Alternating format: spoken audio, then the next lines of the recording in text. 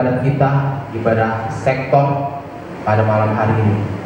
Baiklah, kita semuanya menghadap hadirat Tuhan dengan sungguh-sungguh. Kita akan mulai ibadah kita dengan doa pembukaan kita. Berfirmanlah ya Tuhan, berfirmanlah ya Tuhan, sebab aku mendengarkanmu. Nyatakanlah kepadaku untuk kemuliaan namamu. Penuhilah jiwaku dengan kasih karuniamu. Haleluya, amin. Kita akan berdoa menyerahkan rangkaian ibadah kita ke dalam tangan Tuhan, sekaligus mendoakan hamba Tuhan yang nanti akan menyampaikan firman Allah, Bapak Pendeta kita. Dan nanti kita berdoa dipimpin oleh Bapak Situa kita, Bapak Situa Christian Purba. Kita undang Bapak Situa kita dengan satu pujian penyembahan kepada Tuhan. Siapakah seperti Engkau, Tuhan yang berkuasa? Baik, kita jemaat di tempat ini, kita semua bangkit berdiri. Siapakah seperti Engkau, Tuhan yang berkuasa?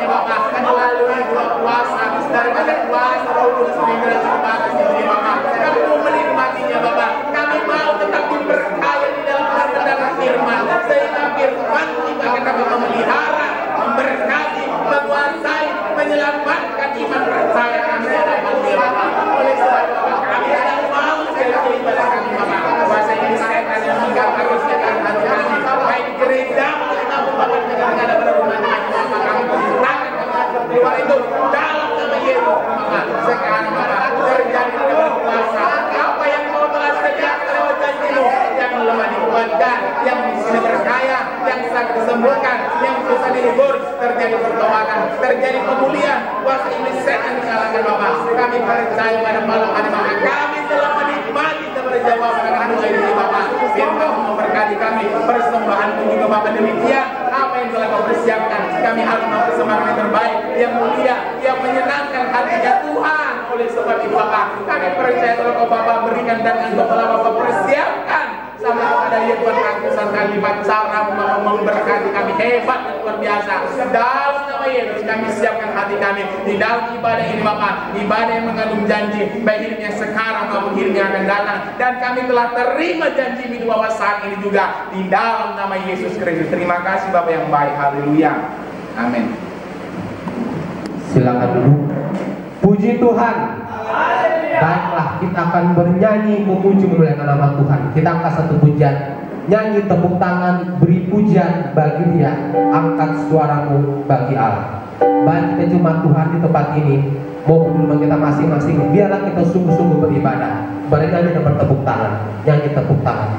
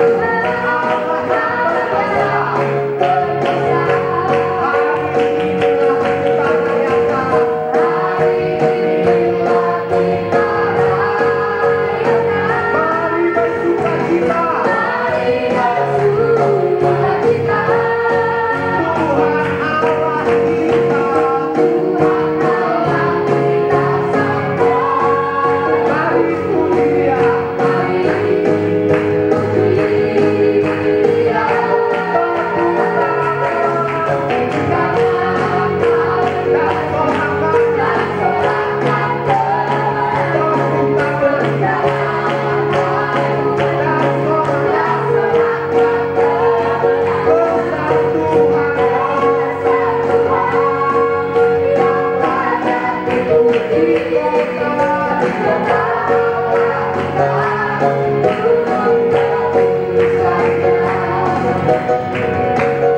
Tuhan. Kita akan lagi satu pujian. Terima sukacita surga, itulah kekuatan bagi jiwa.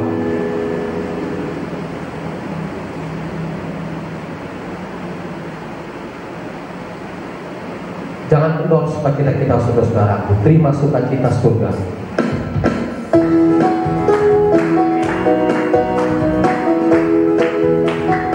Terima sukacita surga.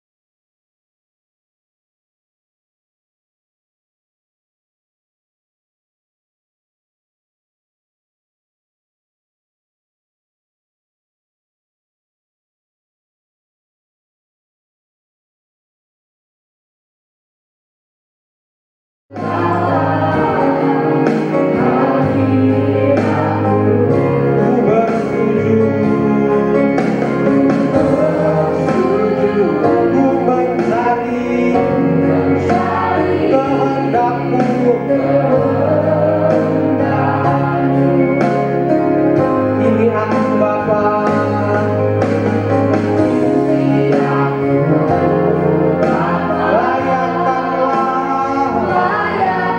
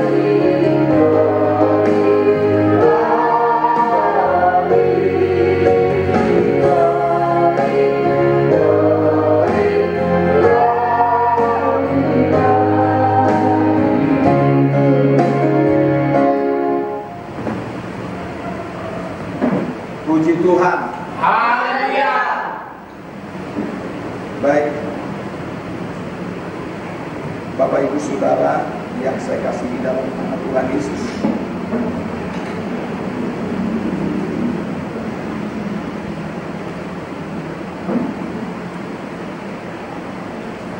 kita akan mendengarkan firman Tuhan terambil dari kitab 1 Petrus pasal yang keempat.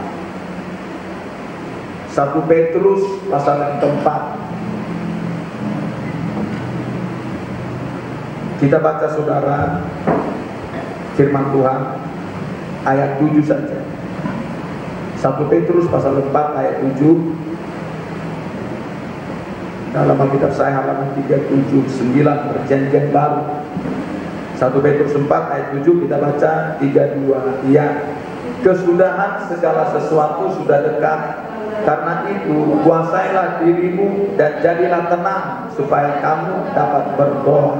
Kita ulangi saudara. Kesudahan segala sesuatu sudah dekat. Karena itu kuasailah dirimu dan jadilah tenang supaya kamu dapat berdoa. Haleluya.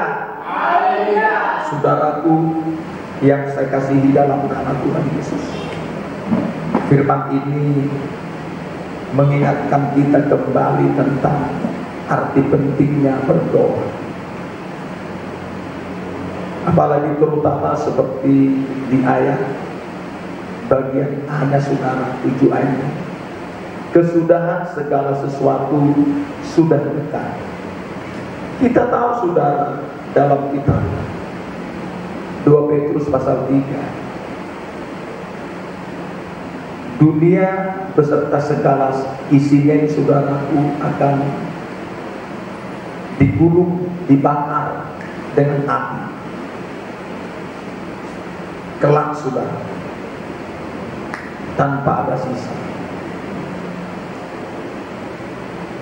Kalau di dalam perjanjian lama dulu, dunia ini diselesaikan dengan sebuah penghukuman dengan air bah pada zaman Nuh saudara.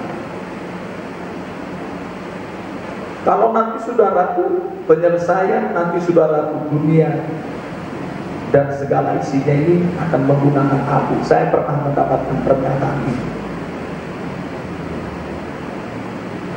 Di samping juga saya kira cuma hanya pernyataan saja, ternyata kita teliti dalam kitab juga berkata demikian saudara, sehingga kita tahu pernyataan itu adalah pernyataan dari Tuhan.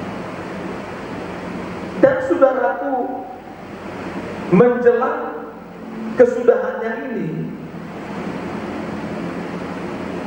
bahwa waktunya sudah begitu dekat, maka akan banyak hal terjadi sebagai tanda bahwa kesudahannya sudah begitu dekat saudara. Yang di sana dinubuatkan oleh Tuhan Yesus dalam terutama Matius pasal 24. Banyak hal nanti akan terjadi saudara sebagai tanda kesudahannya sudah begitu dekat. Apalagi juga tanda kedatangannya saudara, di mana dikatakan akan terjadi 4 setidaknya, yaitu berupa penghukuman begitu besar terjadi di muka bumi ini. Baik saudara penyakit sampar seperti sekarang terjadi berupa virus corona ini saudara. Yang kedua, kelaparan begitu hebat. Yang ketiga adalah yaitu peperangan akan terjadi, juga binatang buas. Belum lagi di samping itu, seperti dalam kitab 2 Timotius 3 berkata saudara, akan terjadi juga masa-masa sukar bagi kehidupan, yaitu banyak orang di muka bumi ini, di mana di sana yaitu banyak orang tidak akan lagi saudaraku setia kepada Tuhan. Juga akan muncul saudaraku nabi-nabi palsu.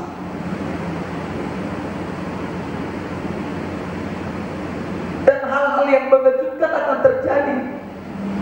Kata firman Tuhan saudara. Bahkan saudara kita tahu kalau dalam Alkitab menjelang kesudahan dunia ini, saudara, akan terjadi 3 serial kesusahan yang begitu luar biasa. Pertama adalah 7 meteran, dan itu sudah dibuka, saudara. Dan yang kedua adalah 7 sangkakala.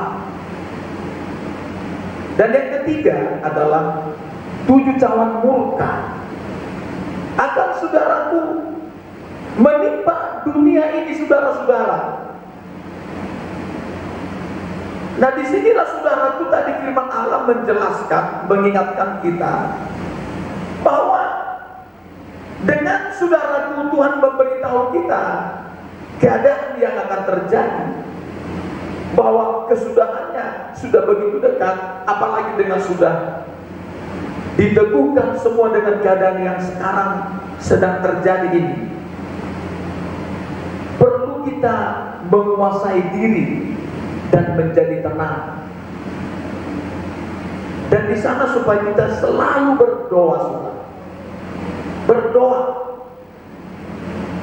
Memang, saudaraku, tidak mudah untuk bisa berdoa. Tidak mudah.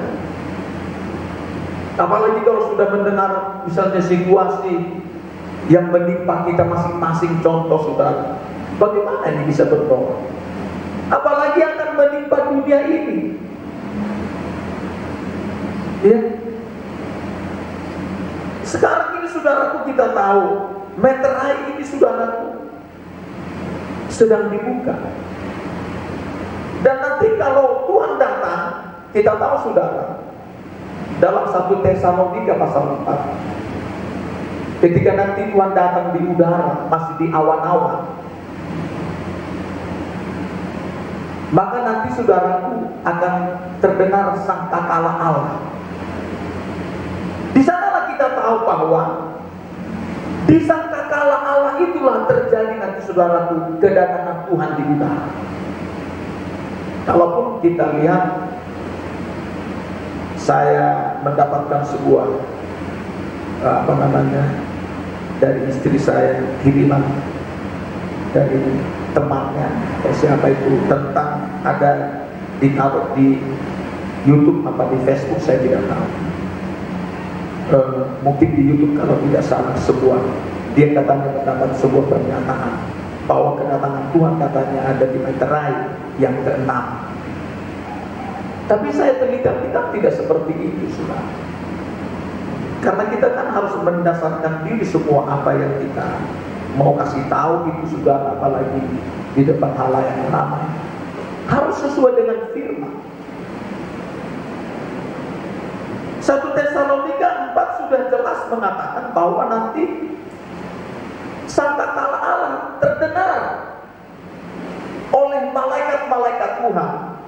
Maka, saudaraku, akan turun nanti di sana Tuhan Yesus di awan, sehingga, saudaraku, akan terjadi nanti pengangkatan, yaitu buah sulung. Nanti akan ada 2 kali, saudaraku, yaitu masa pengangkatan. Pertama adalah pengangkatan buah sulung, kata kitab Wahyu pasal 14. Dan yang kedua adalah pengangkatan buah susulan. Nah, pengangkatan buah sulung ini terjadi ketika nanti Tuhan Yesus datang di udara. Masih di udara, ya, belum turun ke bumi. Maka nanti orang yang mati di dalam Tuhan, yang dikubur, akan bangkit duluan. Bangkit, lalu nanti, saudara,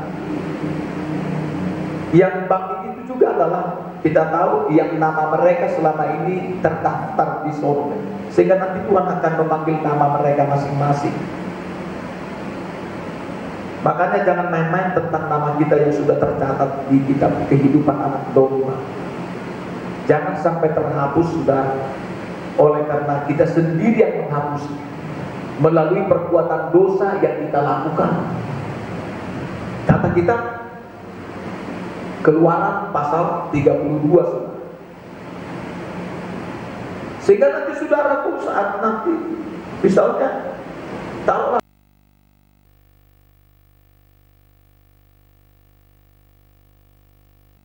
Tahu-tahu nama kita nggak dipanggil, tinggal nanti di kuburan itu.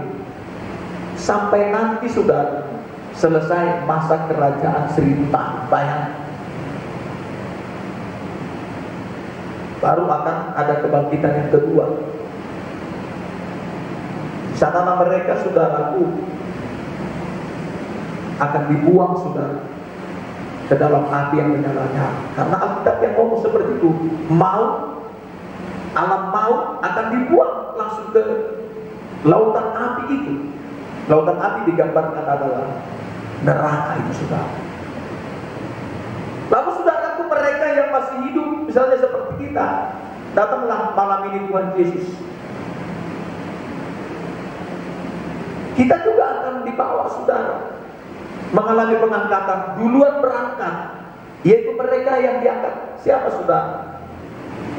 Yang memang mereka udah matang duluan, matang secara rohani, dewasa secara rohani, menjadi gadis bijaksana.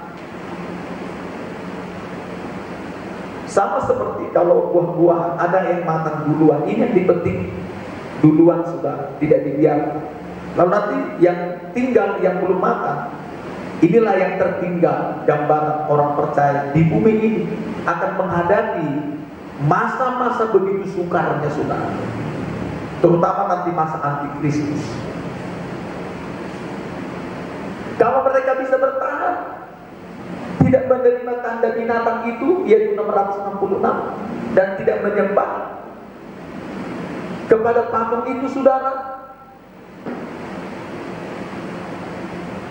maka nanti saudaraku yang bertahan ini, kata kita, yaitu Wahyu pasal yang ke-7, saudara, mereka akan mengalami pengangkatan setelah mereka melewati masa-masa sukar yang begitu luar biasa, yang belum pernah terjadi, kata firman.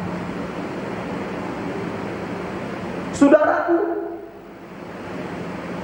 nah ketika saudaraku nanti terjadi, baik meterai maupun sangkakala Allah ini, saudara, akan terjadi memang nanti, yaitu masa sukar, tapi belum sukar yang luar biasa itu.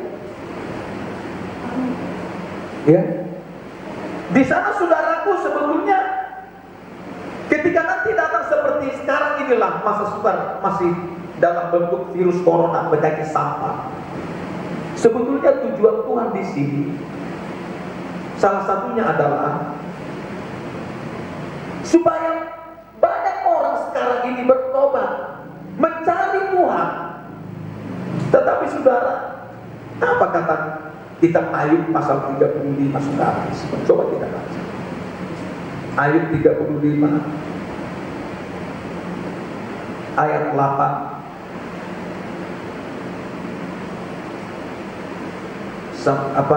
Ayub 35 ayat 9 sampai dengan 10.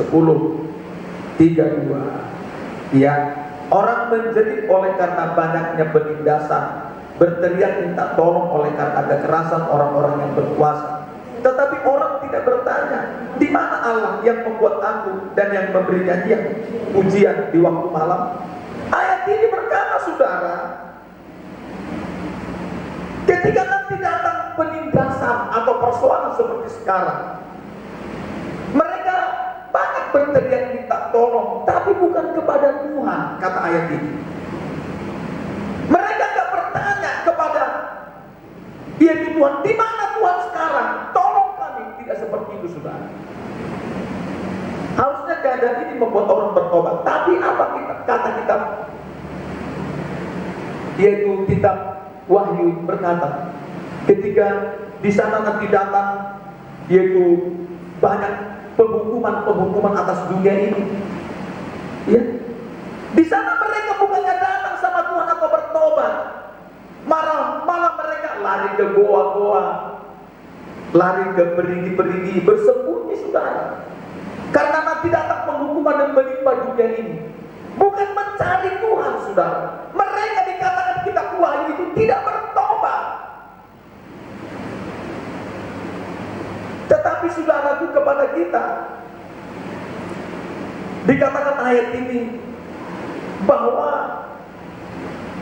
dalam menyikapi nanti keadaan ini ini terjadi, saudara, kita harus bisa menguasai diri. Kita di sana harus bisa tetap berdoa. Karena apa, saudara? Dengan berdoa ini, wah ini luar biasa dengan doa ini. Setidaknya, saudara, ya, coba kita baca dulu dengan berdoa ini, yaitu dalam kitab Injil Lukas.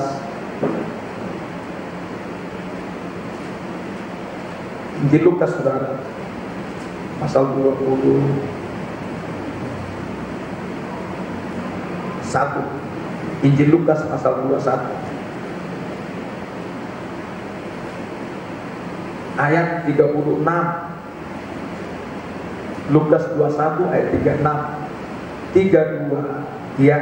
Berjaga-jagalah senantiasa sambil berdoa, supaya kamu beroleh kekuatan untuk luput dari semua yang akan terjadi itu, dan supaya kamu tahan berdiri di hadapan Anak Manusia.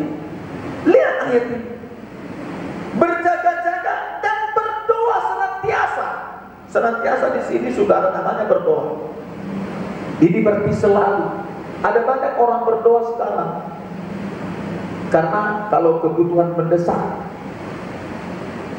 kalau kira-kira ada yang mendesak, kalau ketika ada yang dibutuhkan segera, baru nanti berdoa.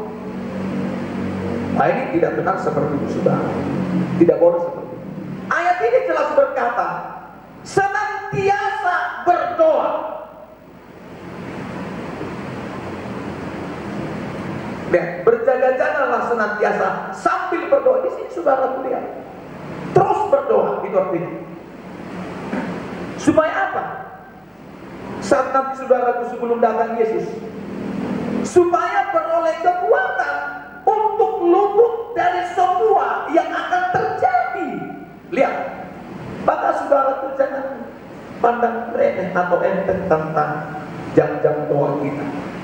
Harus kita tekun berdoa supaya kita luput dari semua. Doa itu akan menjaga kita, saudara. Kata firman ini, kita di sana akan beroleh kekuatan untuk luput dari semua. Saudara, sampai sekarang kita kenapa luput dari semua ini? Karena kita mau berdoa. Karena berdoa, saudara. Makanya saudaraku, apalagi di situasi super sekarang ini, sebetulnya Tuhan menghendaki kita sesuai dengan kitab Nabi Yesaya 26. Di sana Tuhan menginginkan supaya kita masuk ke kamar kita, ke rumah kita. Kalau di sana kita dikatakan dalam kitab Matius 6, supaya kita banyak berdoa sekarang, sehingga kita akan luput dari semua yang akan terjadi ini, saudara. Kata firman Tuhan, saudaraku yang saya kasih dalam nama Tuhan Yesus, itulah sebabnya ketika nanti keadaan ini terjadi, jangan ikut-ikutan dengan orang dunia. Saya terkadang, saudara, kalau saya lihat saudaraku misalnya sekarang banyak pernyataan-pernyataan yang kata mereka, tapi ketika diteliti di Alkitab tidak ada, saudara, tertulis seperti ini. Saya meragukan itu, saudara, terus terang saja. Makanya saudaraku, saya atau kita harus, saudaraku, mendasarkan diri dari firman semua, sehingga di sana Tuhan akan membela kita dari semua yang sedang terjadi sekarang ini. Itulah sebabnya kita mesti banyak baca firman, baca kitab kita terus menerus, saudara. Jangan kita senang dengan membaca, kadang-kadang dengan tulisan orang lain sebentar, dan kita kagum dengan tulisan itu. Bahkan ada seorang misalnya motivator yang kata-katanya begitu indah, lalu nanti kita, saudaraku, yaitu menguploadnya, saudaraku, kita taruh, saudaraku, di status kita, atau di IG atau di Facebook kita, saudara. Kita kagum dengan kata-kata mereka. Kenapa kita nggak kagum dengan firman Tuhan ini, saudara? Kenapa kita tidak mengupload atau memposting firman ini, saudara-saudara? Yang jelas-jelas di sini, firman ini adalah betul-betul, saudaraku, yang akan mampu memelihara kita. Lihat firman Tuhan sini. Jadi ketika nanti berkata ini itu. Oh di sana dia, ini sedang terjadi begini. Kuasai diri kita saudara. Kuasai diri. Tetap kita berpegang kepada firman, tekunlah berdoa dengan keadaan seperti sekarang ini. Ini penting saudara. Apalagi juga kita baca Lukas 22 ya. Lukas 22 ya. Lukas 22 apa dikatakan di sini pentingnya kita berdoa saudara. Ayat 46. Lukas 22 ayat 46. Kalau tadi supaya kita yang pertama tadi apa dikatakan? Kita luput dari semua. Yang kedua ini apa? Ayat 46 32 ya. Katanya kepada mereka, mengapa kamu tidur? Bangunlah dan berdoalah supaya kamu jangan jatuh ke dalam pencobaan. Berdoa. Bangun kita saudara. Kita keluar dari zona nyaman kita yang di sana sudah kita terbiasa dengan keadaan itu. Tetapi kita mulai tekun berdoa. Kalau kami saudara belajar ini berdoa, kita memuji Tuhan, menyenangkan Tuhan, lalu kita berdoa. Karena keadaan nanti akan terjadi masa-masa sukar ini, apalagi orang panik dengan bagaimana nanti tentang sembako dan lain-lain. Kayak nggak punya Tuhan seperti itu saudara.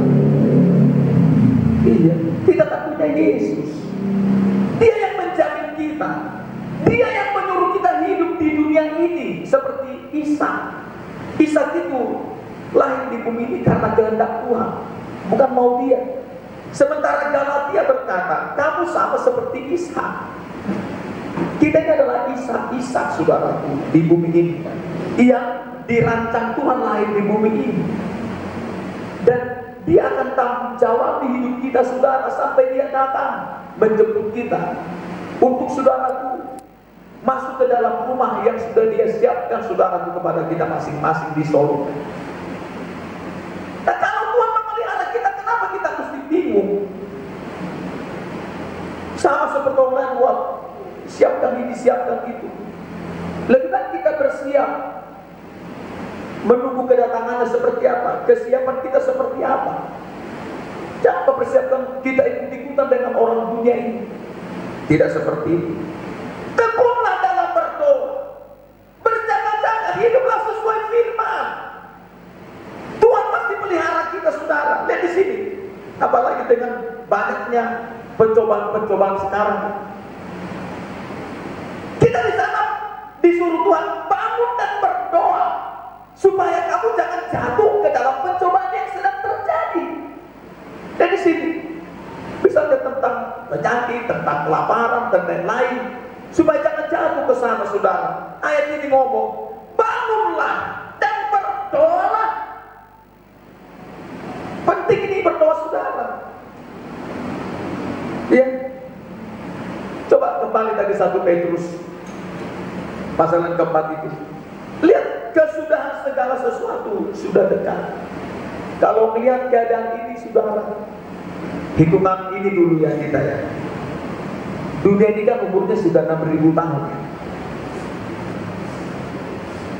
6.000 tahun. Setiap, kalau kita teliti kitab, setiap 2.000 tahun pasti ada di sana perbuatan Tuhan luar biasa. Lalu saudara, sekarang sudah 2.000 tahun. Kalau hitungan Alkitab, Alkitab yang ngomongnya dalam kitab 2 Petrus 3, satu hari itu adalah sama seperti 1.000 tahun, atau 1.000 tahun sama dengan satu hari, kata firman. Nah, memasuki nanti saudara, coba kita baca, memasuki kita ke surga, itu adalah hari ke-7. Coba kita baca saudara dalam kitab Ibrani 4, hari ke-7.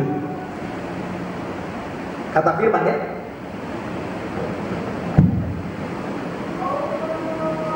Ibrani pasal 4, yaitu ayat 8, harus ayat 1 dimulai tapi kita baca ayat 8.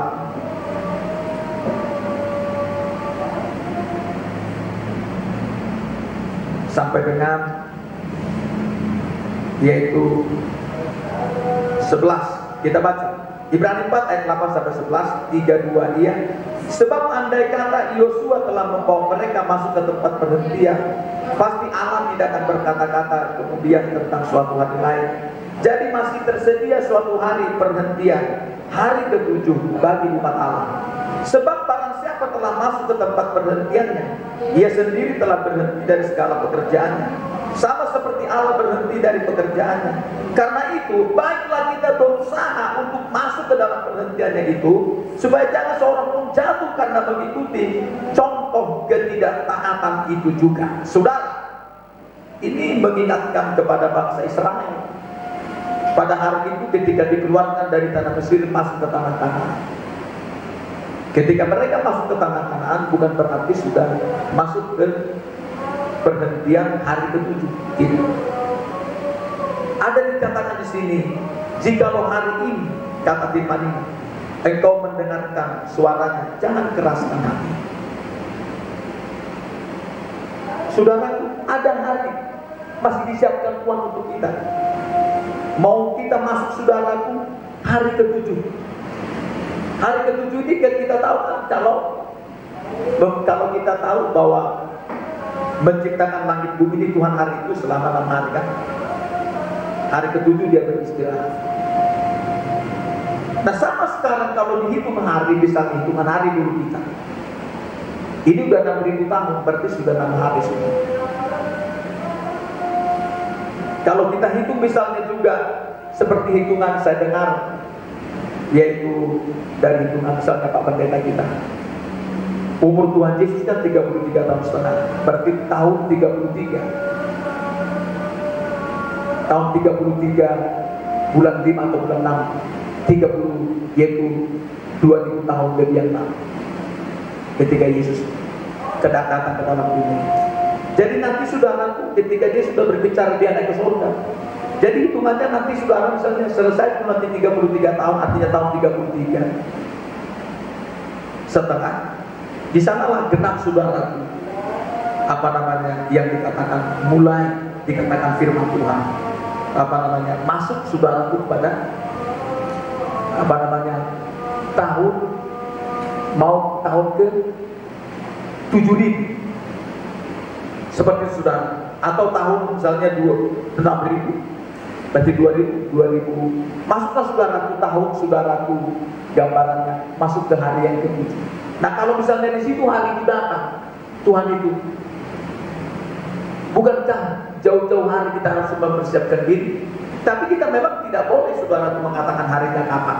Tetapi yang jelas ayat ini berkata hari ke-7 kita akan memasuki hari perhentiannya saudara.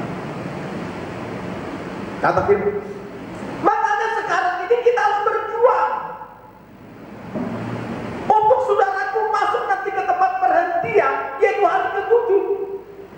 Perhentian itu saudaraku adalah tempat nanti Tuhan sudah selesai mengerjakan semua. Karena Allah berkata dalam kitab Yohanes pasal yang ke-5, karena Bapa masih bekerja, anak masih bekerja, nanti hari ke-7 akan berhenti saudara. Nah saudaraku yang saya kasih dalam nama Tuhan Yesus, tapi kita tidak boleh memang menentukan kapan itu. Artinya saudaraku hanya seperti itu, kalau sebutan saya hanya mendengar dari Pak Pendeta kita dan Tuhan. Misalnya kalau di situ datang, apakah sudah siap anak-anak Tuhan?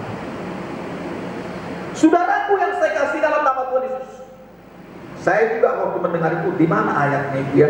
Saya begitu ya. Saya kadang-kadang kalau bisa begitu. Dulu juga ketika saya mendengar, saya teliti, saya tidak langsung protes, tidak. Saya teliti Alkitab, di mana ada nggak ini dasarnya ketika diperkatakan. Ternyata saudaraku, misalnya tentang hitungan-hitungan seperti itu ada. Hari ke-7 itu seperti apa? Nah saudaraku yang saya kasih dalam nama Tuhan Yesus, nah mengingat keadaan ini saudara sudah semakin dekat, kata firman ini. Karena itu kuasailah dirimu dan jadilah tenang.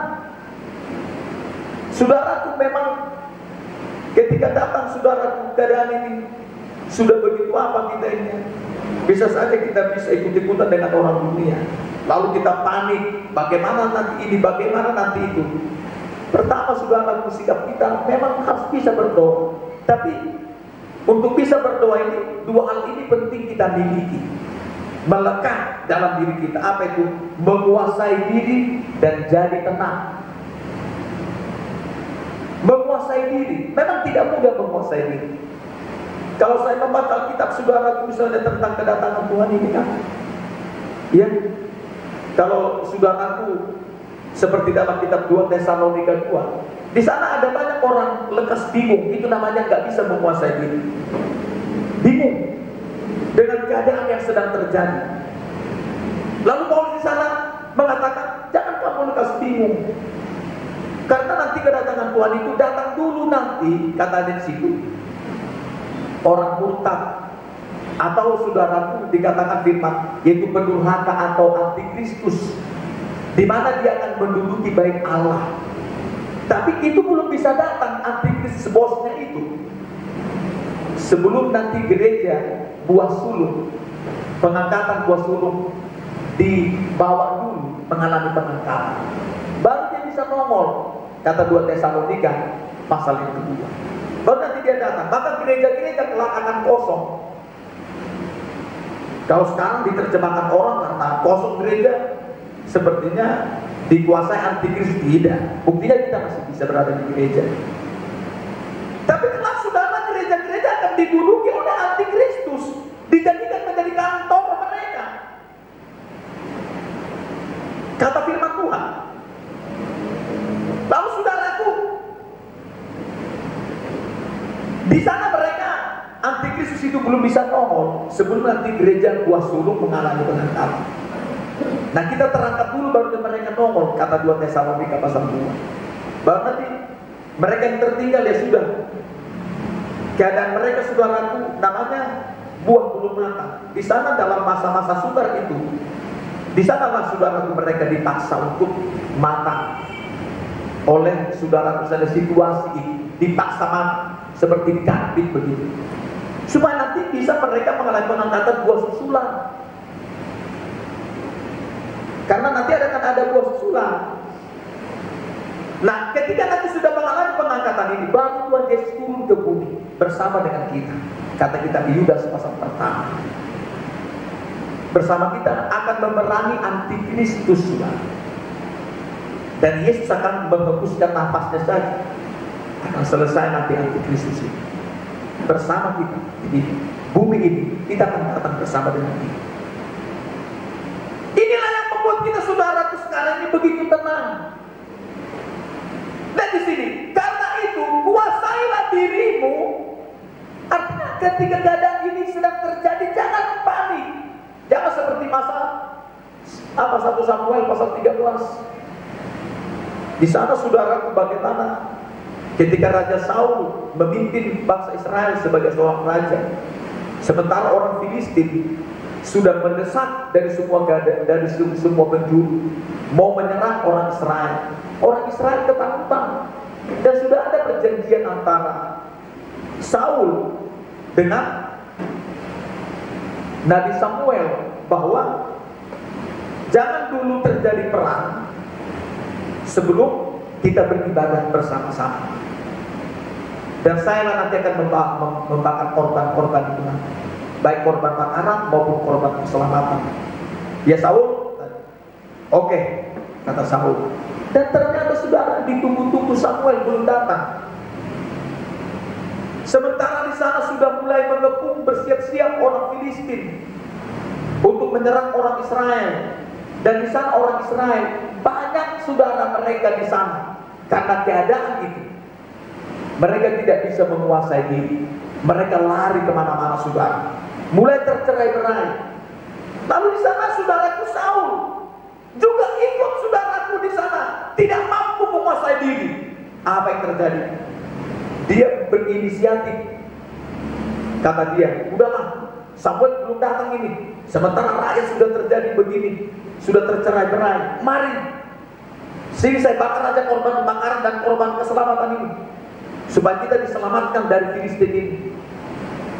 Saudara, di sana tidak ditunggu menunggu saudara Samuel. Padahal sebentar lagi Samuel datang. Samuel masih ada di Gilgal. Lalu apa terjadi saudara? Ketika bang dibakar begitu, nongol Samuel. Datang Tuhan, kenapa kamu tidak setia kepada firman? Kenapa kamu tidak menunggu saya? Kenapa? Bukankah itu sudah firman Tuhan berkata kita harus bersama-sama untuk beribadah, berdoa? Saudaraku, di sana saudaraku ketika situasi memburuk menimpa kita, saudaraku ada banyak orang tidak mampu menguasai diri. Ya, tidak bisa menguasai diri, padahal saudara, penguasaan diri dan tenang itulah yang membuat kita bisa berdoa. Padahal kalau dia bisa menguasai diri orang Israel tadi dan Saul, di sana baru mereka bisa berdoa bersama dengan Samuel. Itu firman Tuhan berkata, menguasai diri. Makanya saudaraku sekarang ini dalam perjalanan iman kita yang disebut, coba kita baca 1 Korintus ya, pasal yang ke-9. Apa kata firman di sini? 1 Korintus 9. 1 Korintus 9 ayat 24 dan 25. 1 Korintus 9 ayat 24, 25, 32. Iya. Tidak tahukah kamu bahwa dalam gelanggang pertandingan semua peserta turun berlari, tetapi bahwa hanya satu orang saja yang mendapat hadiah? Karena itu larilah begitu rupa sehingga kamu memperolehnya. Tiap-tiap orang yang turut mengambil bagian dalam pertandingan menguasai dirinya dalam segala hal. Mereka berbuat demikian untuk memperoleh suatu mahkota yang lama, tetapi kita untuk memperoleh suatu mahkota yang abadi. Kita ini sedang berada di gelanggang pertandingan, disebut pertandingan iman. Di sini salah satunya saudaraku yang perlu, yang melekat dalam sikap kita adalah menguasai diri. Kata ayat ini, menguasai diri dalam pertandingan itu. Kalau dia tidak bisa menguasai diri, dia akan keluar aturan. Dia akan semaunya saudara, seperti Saul. Tetapi kita, ayat ini berkata, untuk memperoleh suatu mahkota yang abadi, mahkota kehidupan, mahkota kemuliaan, mahkota kebenaran. Di sana ada 3 mahkota nanti kita peroleh saudara di surga. Mahkota kemuliaan, mahkota kebenaran, mahkota kehidupan. Luar biasa saudara. Nah, untuk mendapatkan ini, itu kan abadi kan. Harus bisa menguasai diri saudara, supaya bisa berdoa, kata firman. Makanya dalam kitab Amsal ya, Amsal pasal yang ke-16 berkata, kita baca Amsal 16. Apa kata firman di sini saudara? Amsal 16 ayat 32. Amsal 16 ayat 32. Iya. Orang yang sabar melebihi seorang pahlawan. Orang yang menguasai dirinya melebihi orang yang merebut kota. Saudaraku, memang tidak mudah menguasai diri. Tidak mudah saudara. Kita harus mampu menguasai diri. Karena dikatakan menguasai diri ini melebihi orang yang merebut kota. Saudara, kita kan sedang merebut kota Yerusalem Baru di Solo. Kita harus bisa menguasai diri untuk mendapatkan itu saudara. Jangan sampai salah kita. Supaya kita bisa berdoa, kata ayat ini. Berdoa. Lalu saudara, apa yang kedua? Tenang. Tenang. Perlu kita tenang. Kalau dalam kitab Mazmur 62 berkata apa dikatakan sana saudara? Ayat 1 itu, hanya dekat Allah saja aku tenang. Orang kalau sadar dia dekat Tuhan, dia pasti tenang, ya kan? Tapi kalau dia nggak tahu dia dekat dengan Tuhan, dia nggak bakal tenang menghadapi situasi ini. Nggak usah begitu saudara, kita dikuasai keadaan. Jangan, kita yang bisa menguasai keadaan dengan bersikap apa? Kuasai diri, tenang. Tenang. Dengan tujuan nanti ketika tenang bisa berdoa saudara. Tenang. Makanya dalam kitab Nabi Yesaya pasal yang ke-28 itu berkata, apa itu? Di dalam tinggal tenang dan percaya, di sanalah terletak kekuatan. Begitu kalau misalnya kata sana. Di dalam tinggal tenang dan percaya. Di sanalah terletak kekuatan. Orang yang bisa saudaraku karena dia tenang, karena dia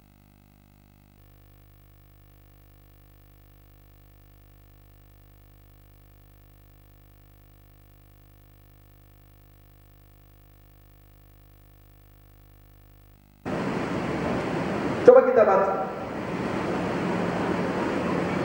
Yesaya pasal apa dikatakan? Di dalam tinggal tenang dan percaya. Pasal ayat ya, pasal 30, sorry. Ayat pasal 30 ayat 15. Lihat. Sebab beginilah firman Tuhan Allah yang Maha Kudus Allah Israel, dengan bertobat dan tinggal diam, kamu akan diselamatkan. Dalam tinggal tenang dan percaya, lihat, terletak kekuatan. Tetapi kamu enggan. Ada banyak orang enggan, saudaraku, untuk bisa tenang, untuk percaya. Padahal kalau dia percaya dan tinggal tenang, boleh ada kekuatan Tuhan menyertai dia. Itulah kita mampu menguatkan yang lain. Kita sering ngomong seperti Tuhan Yesus. Tahu Petrus, nanti kalau kau sudah insaf, kuatkan saudara-saudaramu. Luar biasa, saudara. Kita bisa menguatkan orang lain ketika kita bisa tinggal tenang. Dikatakan ini, karena itu kuasailah dirimu dan jadilah tenang, supaya kamu dapat berdoa. Kita perlu berdoa, saudara. Jangan saudara tidak berdoa. Ya, berdoa itu janganlah menjadi beban, tapi harus menjadi sebuah yang sudah menjadi sebuah kebiasaan, yang sudah menjadi sebuah kebutuhan. Ya, berdoa itu saudaraku, kita juga harus tahu. Berdoa itu berarti kita sedang, kata kalau definisi sederhana, doa itu adalah berbicara berhadapan-hadapan dengan Tuhan. Jadi doa itu tempat kita sedang berhadapan dengan Tuhan. Doa itu adalah yaitu mencurahkan isi hati kepada Tuhan. Saudaraku, dengan berdoa ini, wah, luar biasa. Luar biasa dengan kuasa doa. Karena dalam kitab Yakobus 5 ayat 16 berkata, doa orang yang benar bila dengan yakin didoakan sangat besar kuasa.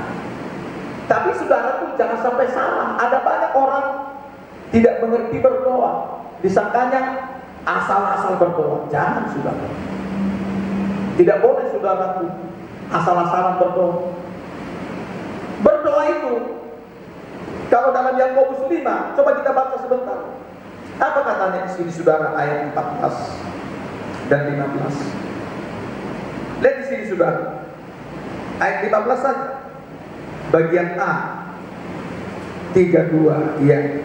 Dan doa yang lahir dari iman, Yakobus 5 ya ayat 15. Dan doa yang lahir dari iman akan menyelamatkan orang sakit itu, dan Tuhan akan membangunkan dia. Ini saudara. Doa yang lahir dari iman. Ini saudaraku. Doa yang lahir dari iman. Iman itu kan sikap percaya penuh, sepenuh hati kita kan. Itu berdoa. Kadang-kadang saudaraku, berdoa itu ya, mereka kira asal-asal, tidak. Doa itu harus lahir dari iman. Artinya beriman dulu kita, baru lahir kata-kata doa. Karena nanti kata-kata itu akan menjadi apa? Suara iman, kata-kata iman. Karena iman itulah yang mampu, saudaraku, yaitu menggerakkan, menembus sampai saudara ke surga. Suara kita ini sekarang ini bukan karena saudaraku misalnya besar suara. Memang berdoa itu ada 5. Setidaknya dia kita setahu saya, dalam hati, berbisik-bisik, komat kamik, doa seperti suara biasa, volumenya, ada dengan berteriak. Kan begitu, saudara. Sesuai dengan situasi yang sedang terjadi. Kalau misalnya berat persoalannya, tentu pasti berdoanya keras, saudara. Tetapi penting ketika berdoa dengan keras, harus dengan iman. Tidak hanya sekedar keras berdoa. Ayub berkata, suara yang keras kalau tidak disertai dengan iman Itu saudaraku tidak sampai ke surga saudara. Ya, jadi saudaraku, suara kita adalah suara iman. Nah, iman ini dari mana datangnya? Dari firman. Makanya kalau kita tidak tahu firman, bagaimana kita berdoa? Ya, kita mesti tahu firman. Makanya dulu Tuhan Yesus menyembuhkan orang. Dia berkata, oleh imanmu lah kamu sembuh. Wah, luar biasa. Oleh imanmu kamu sembuh. Luar biasa perkataan Tuhan. Jadi saudaraku, dari mana dia mendapatkan iman? Karena mendengar firman. Lalu firman yang kita dengar ini, kita mulai ulang perkataannya. Begitu cara berdoa ya. Kan kita berdoa kan karena kita tahu Alkitab ya. Misalnya kita berdoa, misalnya baca kitab Tuhan. Misalnya baca ya, Tuhan, kata firman-Mu di sini, kalau kami dua orang sepakat berdoa, Engkau pasti dengar. Misalnya contoh suami istri, anak dan orang tua. Katamu Tuhan dalam firman itu orang sepakat. Kami mengimani firman-Mu ini terjadi pada kami. Itu namanya beriman. Tapi kalau kita saudara misalnya menghantarkan kata-kata kita bukan dengan firman saudara, tidak sesuai firman, itu namanya kata-kata yang kosong saudara. Makanya kalau kita berdoa dalam 1 Yohanes berkata, kita minta harus sesuai dengan kehendak Tuhan. Ini namanya suara iman. Nah di sini, doa yang lahir dari iman baru didengar Tuhan, disembuhkan saudara. Kata firman ini, karena memang orang banyak salah berdoa. Coba kita baca Yakobus 4 ini, ayat 1 sampai dengan 3. Yakobus 4 ayat 1 sampai 3, 32 ya. Dari manakah datangnya sengketa dan pertengkaran di antara kamu? Bukankah datangnya dari hawa nafsumu yang saling berjuang di dalam tubuhmu? Kamu mengingini sesuatu, tetapi kamu tidak memperolehnya. Lalu kamu membunuh, kamu iri hati, tetapi kamu tidak mencapai tujuanmu. Lalu kamu bertengkar dan kamu berkelahi. Kamu tidak memperoleh apa-apa karena kamu tidak berdoa. Atau kamu berdoa juga, tetapi kamu tidak menerima apa-apa karena kamu salah berdoa. Sebab yang kamu minta itu hendak kamu habiskan untuk memuaskan hawa nafsumu. Saudara, hari itu jemaat yang dilayani Yakobus, tidak sedikit mereka ada sengketa, pertengkaran, bahkan perkelahian. Bahkan saudaraku ada yang saling membenci. Waduh, luar biasa di sana. Terjadi hawa nafsu daging mereka itu yang mereka umbar.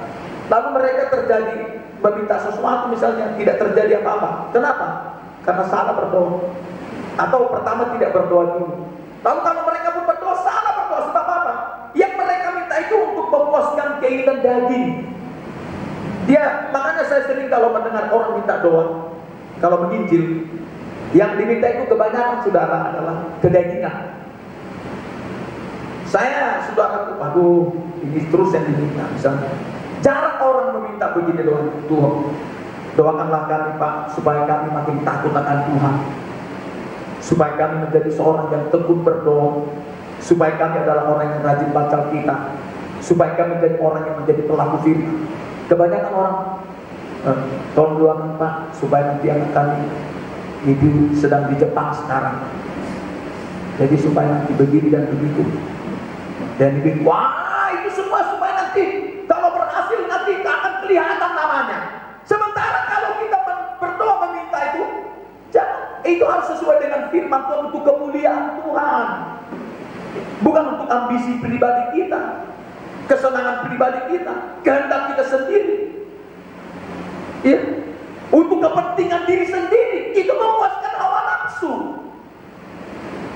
Tetapi kalau yang kita minta itu adalah sesuai kehendak Allah, yaitu firman-Nya tergenapi dalam diri kita, baru Tuhan jawab saudara. Misalnya saudara mengenai, jangan seperti dulu kita doakan orang sakit lumpuh, udah bisa berjalan di sini. Ketika kita doakan, lalu dia bilang, pas kami berkunjung ke rumahnya, Pak, nanti kalau sudah sempurna nanti saya, emang udah bisa jalan, cuma belum sempurna betul gitu kan. Saya nanti akan kembali nanti ke Papua. Saya akan di sana bernyanyi lagi. Dalam hati saya orang ini, dia mau sehat itu rumahnya supaya nanti ke Papua dia nyanyi lagu dunia. Nggak lama dari itu selesai hidupnya sudah. Kok dia bermain-mainkan Tuhan? Jadi nggak sembarangan berdoa. Apalagi dalam Amsal 28, coba kita baca. Amsal 28 saudara, coba kita baca. Amsal 28 ayat 9, 3, 2, ya. Siapa memalingkan telinganya untuk tidak mendengarkan hukum, juga doanya adalah kekejian. Hukum di sini Matius 12 adalah firman. Jadi kalau kita terjemahkan, siapa memalingkan telinganya untuk tidak mendengarkan firman, doanya keji.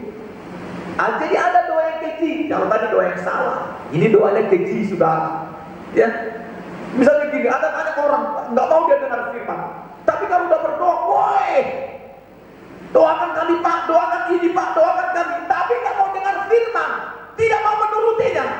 Ya sama saja doanya nanti doa yang keji. Kalau kita tahu saudara, misalnya dia tidak dengar firman Tuhan, dia pengen hanya berdoa dapat berkat-berkat saja misal, walaupun memang pasti kita diberkati. Kalau hanya tujuan hawa sudah tadi, hanya untuk memuaskan keinginan dia, ambisi dia, kepentingan dia, lalu dia tidak mau dengar firman, doanya nggak didengar, doanya menjadi keji. Kan begitu ya? Kan sering orang begitu. Ini saudaraku, belum lagi Mazmur 66, coba kita baca 66. Apa kata firman?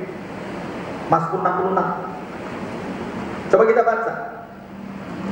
Mazmur 66 ayat 18, 3, 2. Ya, seandainya ada niat jahat dalam hatiku, tentulah Tuhan tidak mau mendengar.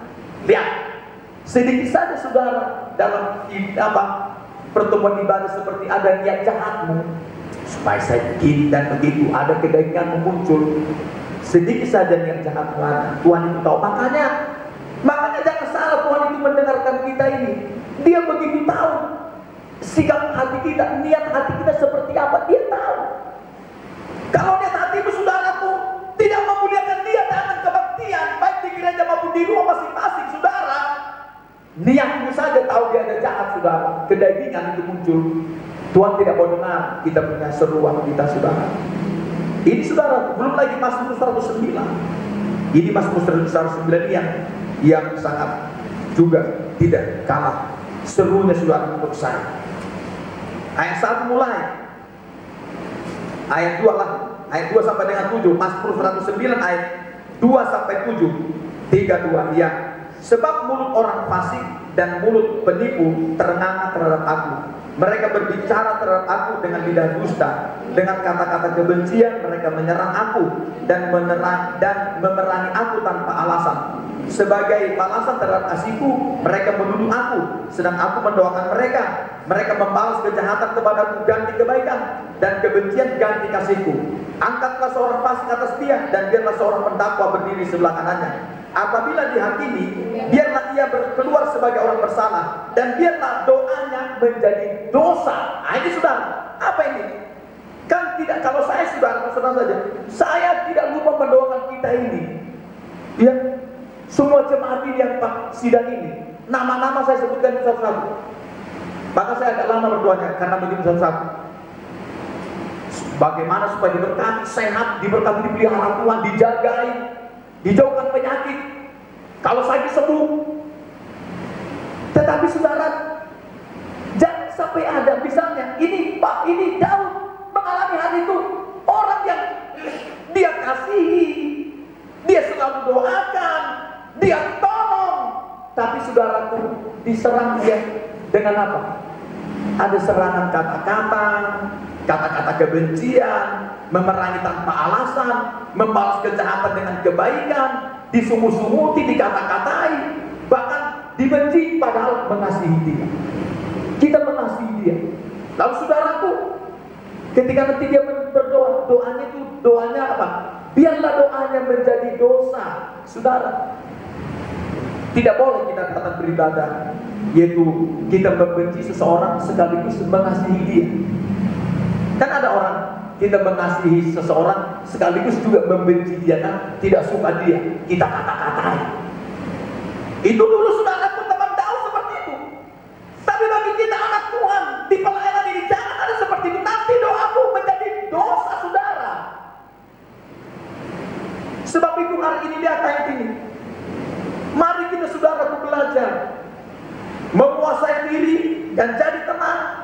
supaya kita dapat berdoa. Saudaraku, firman ini coba kita terus berdoa.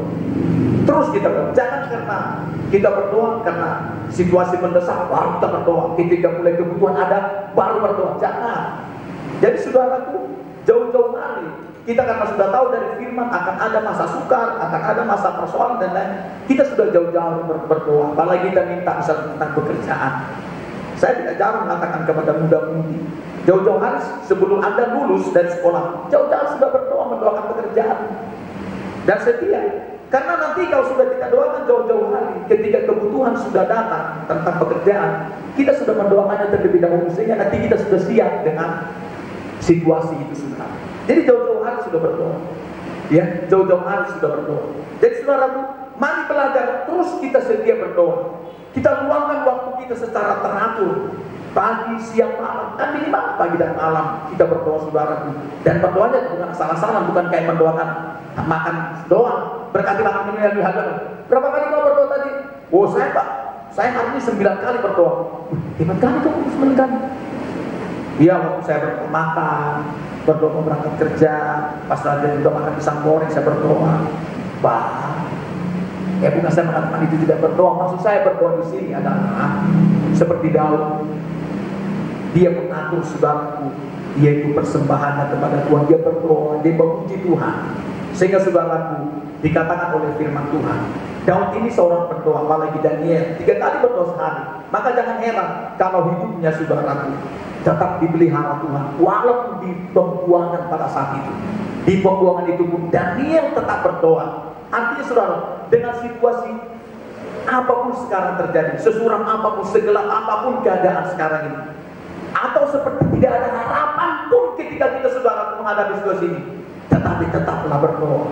Karena berdoa itu kuasa akan terjadi, mengubahkan keadaan, membuat nanti Tuhan pasti menolong kita, memberi kita jalan keluar dari semua situasi sulit itu. Sehingga di sana kita akan bersukacita, kita akan tetap mengikatkan diri dengan Tuhan. Lalu kita akan di sana memuji Tuhan terus, mengagungkan Dia, dan Tuhan akan dimuliakan dan ditinggikan. Haleluya. Haleluya. Amin. Kita semua berlutut sudah. Kita akan pujian kepada Tuhan.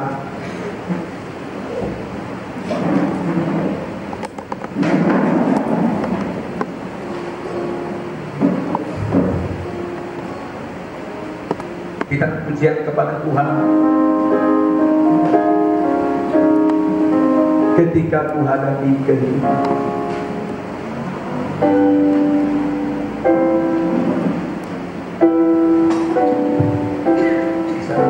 ketika Tuhan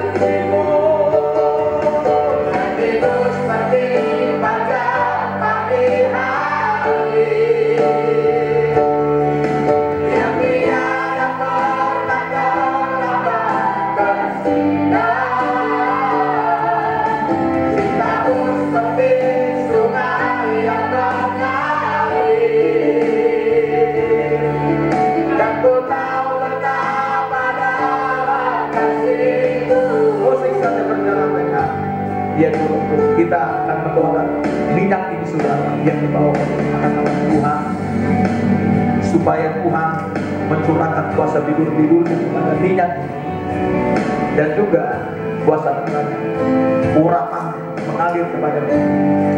Dan juga bagi Bapak Ibu yang mungkin ada masalah persoalan penyakit, siapkan minyak di depan dan nanti oleskan di tangan, tumpangkan di tangan, yaitu taruh tangan tumpangkan nanti tanganmu sebelah di bagian tubuh yang sakit. Percaya sudah, kita sudah lakukan berdoa dengan semangat. Tuhan itu mampu menembus ruang dan waktu. Doa kita mampu menembus ruang dan waktu. Di mana saudara? Sekarang di ruangan mana? Di waktu yang sama seperti ini kita akan bertemu dalam roh saudara, untuk mendoakan apa persoalan. Karena Tuhan sudah berjanji, Tuhan akan datang menolong kita dari setiap persoalan masalah kita sesuai dengan pasal yang ke-20 ayat 1 sampai dengan 3. Baik saudara, kita doakan juga siapa pun mengalami sakit, beban berat juga firman Tuhan sudah kita doakan, yang kita dengar serta juga kita doakan virus corona supaya lenyap dan kita bisa terima kembali seperti sedia kala. Kita ulangi pujian saudaraku kepada Tuhan ketika Tuhan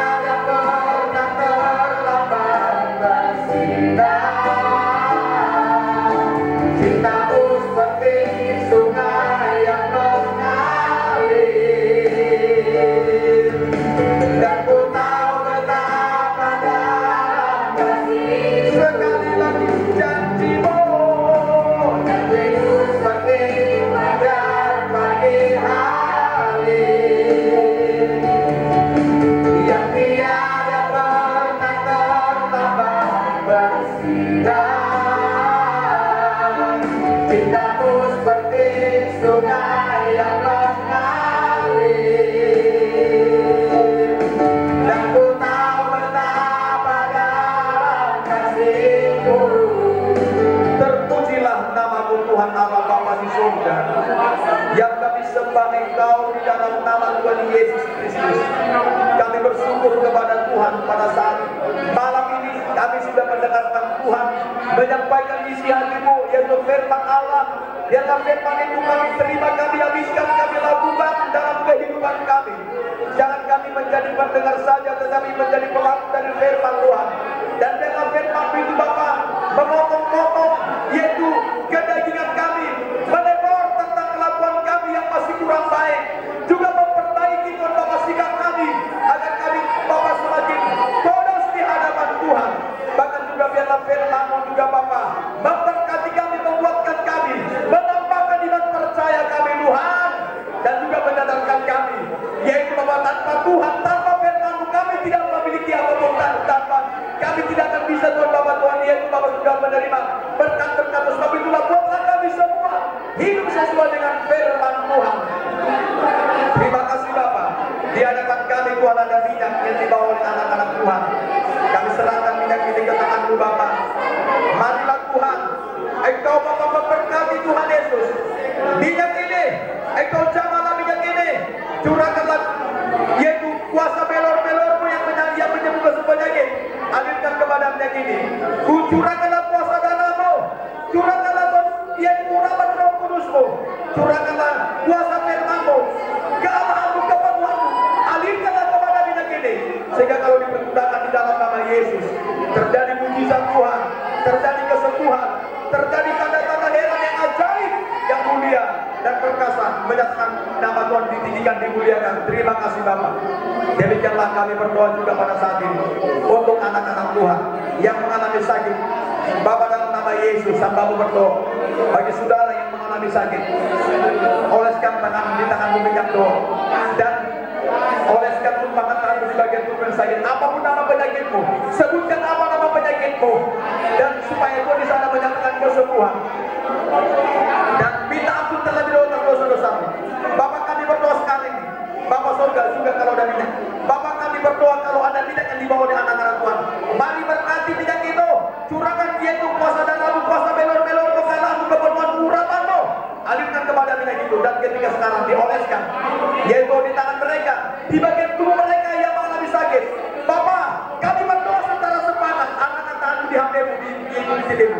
Maka dalam nama Tuhan Yesus, hei engkau setiap penyakit, apapun nama penyakit itu, di tubuh umat Tuhan, di tubuh orang percaya, di tubuh yang sekarang terlibat dalam ibadah ini Bapak langsung, baik penyakit virus corona, kanker, tumor, diabetes, jantung, paru-paru, penuh tiroid, mah lever, hipertensi, prostat, hepatitis ginjal, batu ginjal, gagal ginjal, gangguan ginjal, gangguan saluran kencing, osteoporosis, DBC, DBD, tipes, usus bronko, miom, kista, batu-batu, gatal-gatal, sesak nafas, flu, demam pilek, sakit kepala, migran, vertigo, asma, asam urat, dampean, ayak, radang otak, radang tenggorok, radang perut, radang paru-paru, radang osos, dan juga Tuhan Bapak surga hernia, leukemia, dan juga Bapak surga malaria, hemopalos, bahkan juga darah rendah, bahkan penyakit apapun, di dalam nama Tuhan Yesus, lenyap sembuhlah semuanya, lenyap darah dari tubuh semua umat Tuhan, dalam nama Yesus, dan sembuhlah mereka oleh belur-belur Tuhan Yesus. Terima kasih Bapak. Demikian Tuhan kami berdoa, yaitu supaya Bapak surga virus corona ini dalam nama Tuhan Yesus, Bapak surga kami doakan supaya lenyaplah virus corona ini dari kota Palembang ini Tuhan, dari Sumatera Selatan, yaitu juga dari Sumatera, Batu Raja, Pendopo, Sumatera Selatan, Indonesia ini, bahkan seluruh dunia Bapak, di dalam nama Tuhan Yesus pergilah engkau virus corona. Tuhan tolong kami rindu beribadah kembali di gereja-Mu di Tuhan, juga yang di Bapak surga yaitu Bapak di Sungai Lelet, Pendopo, dan Batu Raja. Roh Kudus tolonglah kami semua seperti sedia kali kami beribadah menyenangkan-Mu. Ampuni kami Tuhan, maafkan kami semua. Ampuni Tuhan Bapak bangsa kami di Tuhan Yesus, maafkan kami Tuhan. Terima kasih Bapak. Demikianlah Tuhan kami berdoa untuk yaitu Bapak sudah Bapak supaya ke depan saja. Bapak di dalam nama Yesus kami berdoa juga Tuhan, berkatilah usaha pekerjaan jemaat Tuhan, Tuhan telah mengalami peningkatan, terobosan, promosi, kemajuan luar biasa. Jauhkan dari kekurangan, kebangkrutan, kemiskinan, kerugian bahkan dari PHK. Jangan ada yang dimutasi Tuhan, dan berikan pekerjaan yang belum ada pekerjaan kepada kaum bapak, kaum ibu, muda-mudi serta yang sudah lulus sekolah dan yang akan lulus sekolah. Berkati anak sekolah, TK, SD, SMP, SMA, kuliah, semuanya begitu cerdas, pintar, bijaksana, takut akan Tuhan, dan juga mereka berhasil dalam pendidikan. Berikan keturunan yang belum ada keturunan, berikan jodoh yang belum ada jodoh sesama Tuhan. Mari berkati semua jemaat Tuhan akan bertumbuh dalam kasih karunia dan pendengaran Tuhan. Terima kasih Bapak. Hamba Tuhan akan tumpang tangan kepada di sini Bapak Presiden Marok ini. Bapak hamba berdoa saat ini Bapak, di dalam nama Tuhan Yesus. Hei engkau setiap sakit yang ada di tubuh, di dalam nama Tuhan Yesus, dalam nama Tuhan Yesus, dalam nama Tuhan Yesus, lenyaplah setiap sakit di bagian tubuhmu, apapun nama penyakit itu.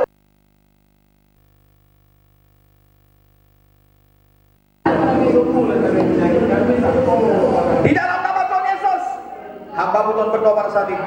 Dalam nama Tuhan Yesus, sembuhlah yaitu penyakit gagal ginjal.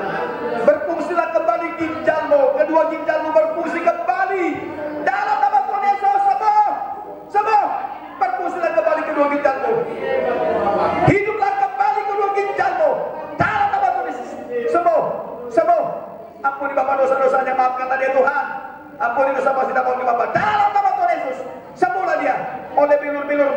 Mulai saat ini Tuhan Yesus telah sembuh kedua ginjalnya dan telah berfungsi kembali.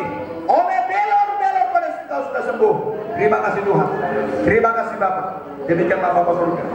Pelihara terus jemaatmu, jagai dan berkati, lindungi berkati semua. Demikianlah Bapa surga. Sebentar lagi kami akan pulang.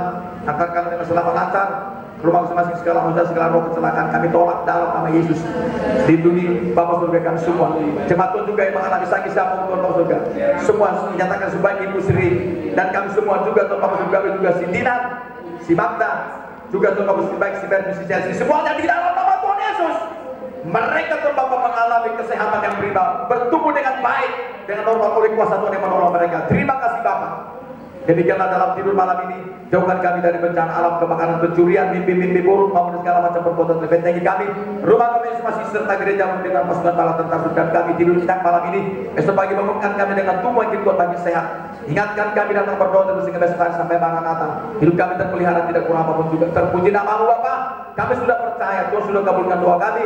Di dalam nama Tuhan Yesus Kristus kami sudah berdoa dan mengucap syukur. Haleluya. Mari kita masuk doa kami. Bapa kami dalam surga, dikuduskanlah nama-Mu, datanglah kerajaan, jadilah kehendak-Mu di bumi seperti yang surga. Berikanlah kami pada hari makanan kami yang sesungguhnya, dan ampunilah kami akan kesalahan kami, seperti kami juga mengampuni orang yang bersalah pada kami. Dan janganlah membawa kami ke dalam pencobaan, tetapi lepaskanlah kami daripada jahat, karena Engkau punya kerajaan dan kuasa dan kemudian sampai selama-lamanya. Kasih karunia dari Tuhan Yesus Kristus, kasih dari Allah Bapa dan persekutuan Roh Kudus memimpin, menyertai, menjagai, memelihara, memberkati, menggembalakan sidang jemaat sekalian dari saat ini sampai Maranatha Tuhan datang. Haleluya. Amin. Kita akan pujian kepada Tuhan, yaitu percayalah nama Yesus.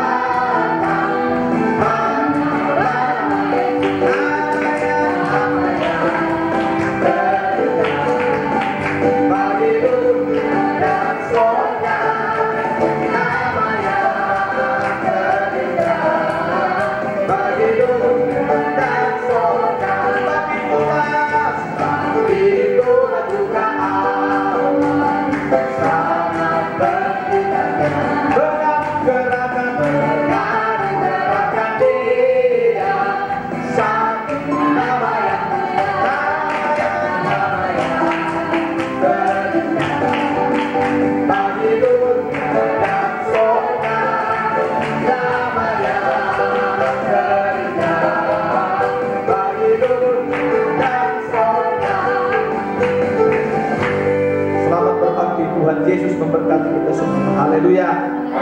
Jangan lupa ibadah muda-mudi online, muda-mudi remaja Sabtu malam. Demikian untuk menjadi perhatian.